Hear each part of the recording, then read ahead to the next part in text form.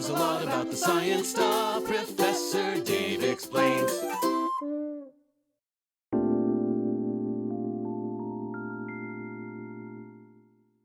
We've discussed the history of medicine from Mesopotamia to Greece and Rome, and then the Arab world.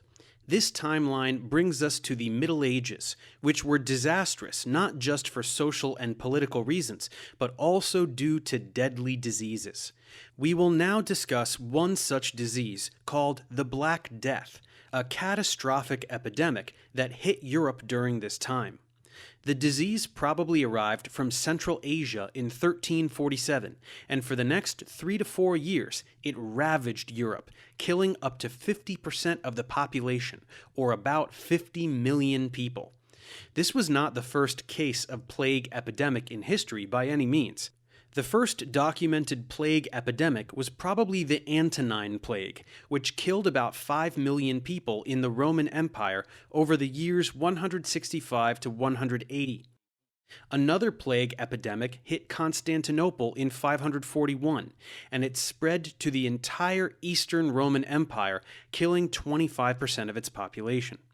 With this plague, historians state that every morning for several months in the capital city, up to 5,000 corpses had to be picked up and buried. But the most devastating plague epidemic in history seems to have been the Black Death of 1347 to 1351, as the death toll is simply unparalleled, making this an event which shook human civilization to its core. As we mentioned, the disease likely arrived from Central Asia, and it was transmitted by fleas. It is believed that the rats and fleas traveled on ships reaching Europe by sea. The fleas were infected by a species of bacteria called Yersinia pestis, which was named after the scientist who identified it in 1894, Swiss microbiologist Alexandre Yersin. The fleas would bite the rats, slowly killing them, and then jump on the next available species, which in 1347 happened to be humans. Although we covered this pathogen at length in the microbiology series, we will do well to reiterate some of that information for context. Yersinia pestis can localize in different targets in the body. The most benign form of this plague, so to speak, was the bubonic plague. In this case, the bacteria set up shop in the lymph nodes, which swell up to form the well-known buboes, which are huge vesicles full of blood. It is estimated that mortality from bubonic plague was 50 to 60% if left untreated, which of course was typically the case in those days. Death would occur within a week. Pneumonic plague was much more devastating and rapid. It usually killed within 24 hours, as it reached the lungs and caused a devastating form of pneumonia. Mortality rate for this was 100%. Equally devastating was the septicemic plague, which caused blood poisoning and tissue necrosis. This resulted in the blackening of the limbs that gave the disease its name. Again, mortality was essentially 100%. If we fast forward to 2020, believe it or not, there are still about 600 to 700 cases of this plague per year throughout the world. Recently, in 2017, a serious bout occurred in Madagascar, with over 100 deaths. Every year, there are a handful of cases in the US as well. We have a vaccine against the plague, but it is not used because of the extreme low likelihood of contracting the disease anywhere in the world.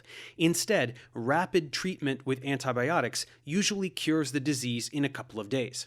However, antibiotics were still 600 years in the future for the unfortunate inhabitants of Europe at that time. Bacteria were not known to exist in those days and would remain elusive for more than 500 years. Against an invisible enemy, there was little that the pharmacy of that age could do. Typical treatments were, for example, cold baths, which had the ability to reduce fever, and were just a palliative remedy, meaning one that alleviates symptoms without addressing the underlying cause. Herbal remedies, as well as unguents, which are viscous ointments, could be applied on the wounds and the buboes. Much more common strategies involved rituals and incantations. In those days, priests and wizards were a common alternative to state-of-the-art medicine when the latter did not work. In a way, this practice has not completely lost its popularity even today. In the Middle Ages, the human lifespan was about 30 years in the most developed societies, and bacterial or viral infections were the most common agents of death. Aside from these then mysterious infections, other diseases also remained undiagnosed, and standard forms of medical treatment included the following. First, there was bloodletting. The surgical removal of some amount of a patient's blood was an attempt to re-establish equilibrium among the four humors. Next, there was skull trepanning, which meant drilling a hole in a patient's cranium to release evil spirits. Keep in mind that anesthetics were not invented until the 20th century, so this was not likely to have been an enjoyable procedure. Religious beliefs often convinced people that epidemics could be the work of the devil, and unfortunately, sometimes non-Christians were accused of being the devil's emissaries, entrusted with the task of bringing the disease onto people. Cases of execution delivered to suspected agents of the devil are well documented, and a huge proportion of these executions involved being burnt at the stake. Given that no knowledge of microscopic pathogens was available, how did the science of the time attempt to explain these plagues?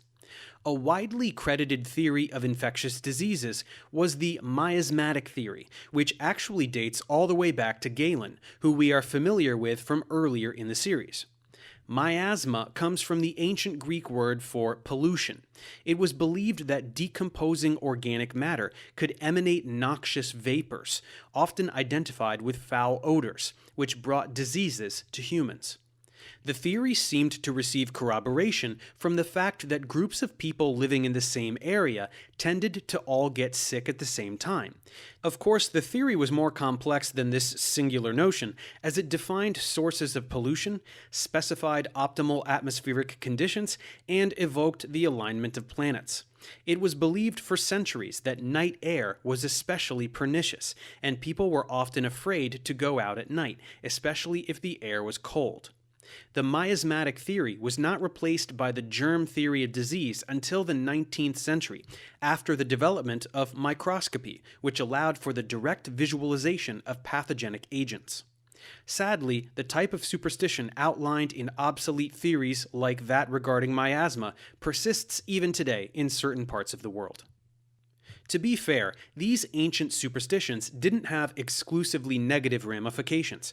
In developing Europe, miasmatic theory had the beneficial effect of inducing authorities to improve the standards of hygiene in major cities, thereby resulting in the production of sewer systems and the proper elimination of waste.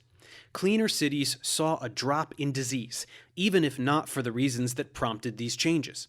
Getting rid of so-called miasms also did away with infectious bacteria and the animals carrying them.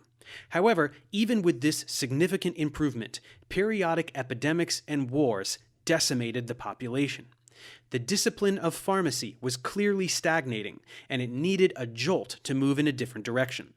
Where did this jolt eventually come from? Let's continue forward and examine how the art of pharmacy made its transition from the Middle Ages into the pre-modern world.